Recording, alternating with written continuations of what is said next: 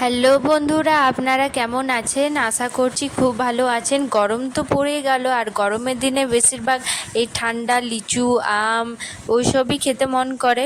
তো আজকে আমি লিচু দিয়ে একটা দারুণ রেসিপি করে দেখাবো, যেটা হয়তো কেউ জানেও না এই রেসিপিটা।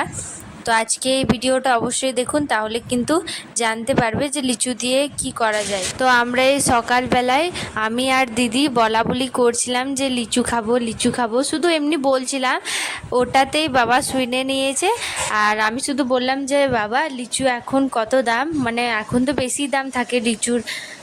তো ওকে বললাম কত দাম, তো ও আমাকে বললো যে এখন বেশি দাম। শুধু ওটাই বলে বাবা চলে গেল কাজে। তারপর দুপুরবেলায় এলো আর নিয়ে এসছে লিচু, আম। আমি তো পুরো দেখে অবাক, আর যেহেতু আমার ফেভারিট লিচু, দেখে একদম মানে মনটা একদম জোরে গেল। ভালো লাগে না, খাওয়ার মন করলো আর নিয়েও চলে এলো। আমার কিন্তু আজকে বেশ ভালো লাগলো দিনটা।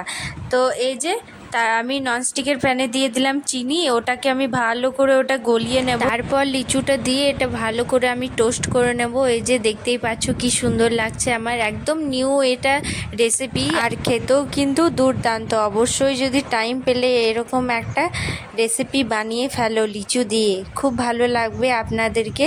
তো এই ভিডিওটা কেমন লাগলো অবশ্যই কমেন্ট করে জানাবে, ভালো লেগে থাকে সাবস্ক্রাইব করবে। দেখা হচ্ছে।